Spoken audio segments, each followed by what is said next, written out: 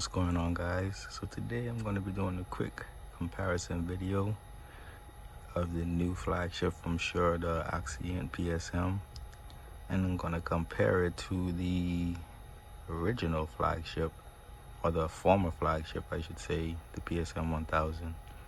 Just what I've seen since I've been using it over the past week since I've gotten it, and also just some of the pros and cons, or some of the stuff that is to be expected from the new system compared to the old one. Well, first I'm going to start off with the body packs. This is the P10 on the right and the new Axient digital on the left. As far as layout and design, I definitely give it to the new pack. The older one is pretty robust. The body style is a little bit shorter, if you could see, and a little bit, I want to say, slimmer, or a little bit more sleeker. They both take the rechargeables, but the Axient comes with two of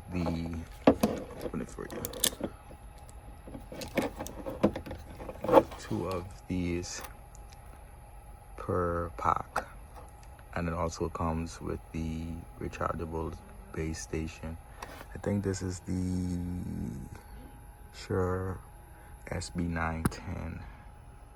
Yeah, the SB910 that it comes with. And then I got the dual system, because this was readily available, and I really wanted to get at least one in my rack. But the quad is out there, and I think on the dual system you can run 4 of these in Q mode,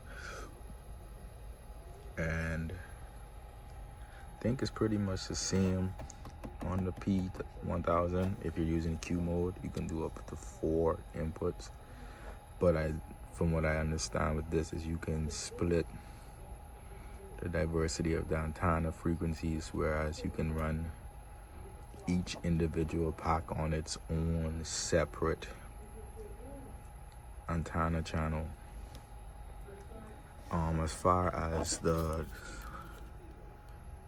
design, they made some changes to the volume knob, and also you can now see what level the volume is at coming into the pack. So you can see the numbers is going up.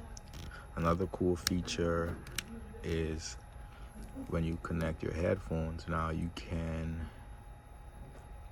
see if it's disconnected whilst the person is performing and you're using the wireless workbench. Of course, with the P10s, you don't have that feature.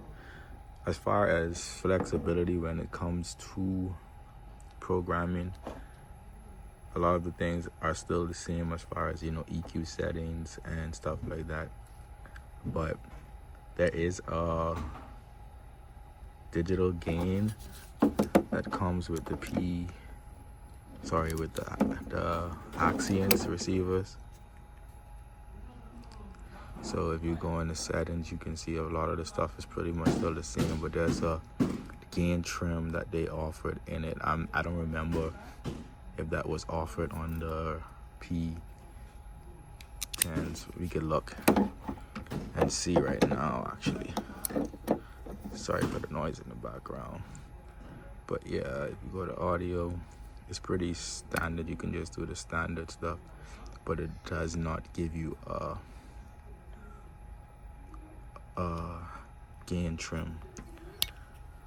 One thing I will say, going back to both, the PSM 1000, in my opinion, it's analog, so the audio coming in is a lot warmer, in my opinion, as compared to the Axient. And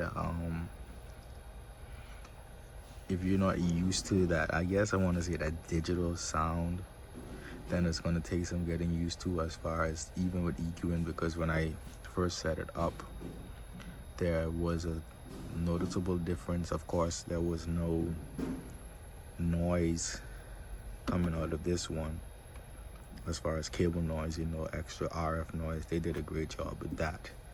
And of course, with the PSM 1000s, you hear a lot more of that noise coming in because of the analog. Configurations on this, on the Axient, in my opinion, are pretty nice. Let me try and go in there and just look around.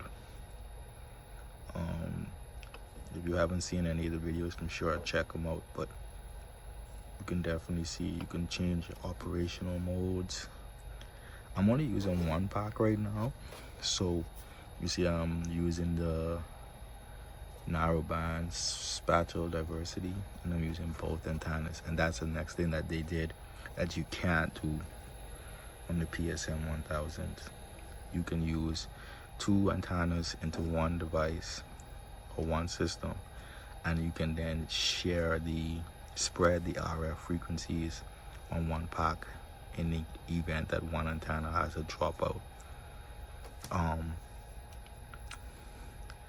But overall, the look of it, if you own an Axient wireless microphone system, is pretty close. They did do some changes to the front as far as breathing and fans and cooling. The back is pretty much the same as the Axient wireless systems, with the exception of on the old packs. I mean, I know it's probably not a big thing, but you had a loop out option where if you wanted to send the mix out into secondary unit to hear what's going on, or into a shout box for the monitor engineer, that had this option here. I haven't been able to figure that out yet, and I'm not sure if it's going to be possible because I don't see it on the back of the pack. But I will say that I like them both, but with the Axient, the possibilities are a lot more endless as far as being able to control the frequencies. And then you can also, in the wireless workbench, be able to see what's going on at all times. And with the show link setup, which I have also, you can immediately send a new frequency to the pack without having to, you know, with this, you would have to take this back from the artist or swap it out with a backup pack and then scan again. But with this one now, you can literally find a frequency, send it to the pack, and they wouldn't even know it changed. We tried it a few times and it was like flawless. You didn't even know. Again, it's not going to be a super in-depth video, but I think that for the most part, if you are looking to get it and it's something that you're looking to upgrade to, I would recommend them. They are on the high-end side of pricing, but if you budget in the factors of being able to use this pretty much anywhere. I'm currently in Florida, and we have some serious RF challenges here, just being the way it is, TV station stuff like that. But there's also an option on the new system if you have a bunch of these P10 packs, where you can sync them up in analog mode and use them as if they were the Axient packs. Now, you won't be able to get all of the full controls from what we seen when we tested them as far as, you know, digital capabilities, because it has to run in analog mode.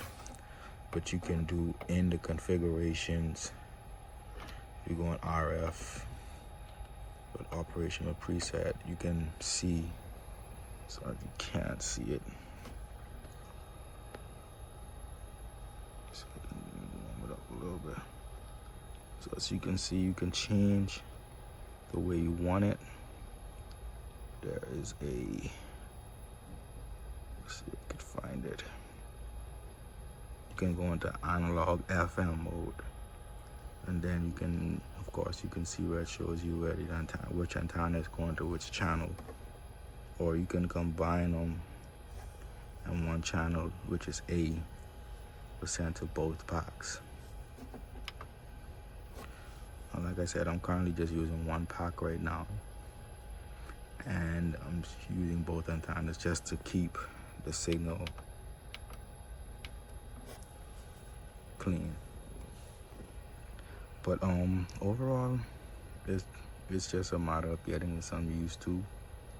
As far as you can, if you know what you're listening for, as far as digital and analog, you will notice the difference as far as the clean audio and the clean RF spectrums and the RF noise, I should say.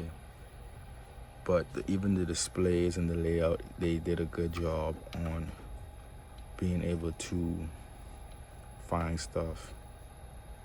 And I won't keep you in too long, but definitely going to put some more videos out there later on, after I've done maybe another month of using it. Oh, another thing, when you first get this, it does not show up in Wireless Workbench. It will show the accessory, but you won't be able to do any scans or anything like that until you update your Workbench and your Shure Software Utilities app. And once you do that, it's going to show up. And there's actually an update when you, as soon as you plug it into the system, it shows an immediate update. So I know Shure was going to be sending some stuff out, and they did have one come out in January of this year. So if you do have one and you're having issues, check the Wireless Workbench and the utility update, and that helps me out a lot, because I was having some issues in the beginning with, seemed like the pack was losing some audio or losing RF weirdly, and after I did the update, it worked fine. Oh, and another thing that they did that I love, and I think I didn't say it in the beginning, was the sync option. You know, back on the old packs, it was inside. You had to open up the case to get to it. Now in the new packs, it's in the back, which I think was amazing. The smallest that may be. Now you just simply have to line it up in a matter of seconds, you sync to go. But if you're on the Workbench and you're on ShowLink, you don't even have to do that. You just find your backup channels in Workbench, and then it automatically sends it to the pack. But that's pretty much it for now. Like I said, check out Shure's website for any other information. I'm definitely hoping to get more of these. As you can see, I have a few packs, starting with the P300s up into the P900s. So I'm hoping to make a transition soon. That's it for now.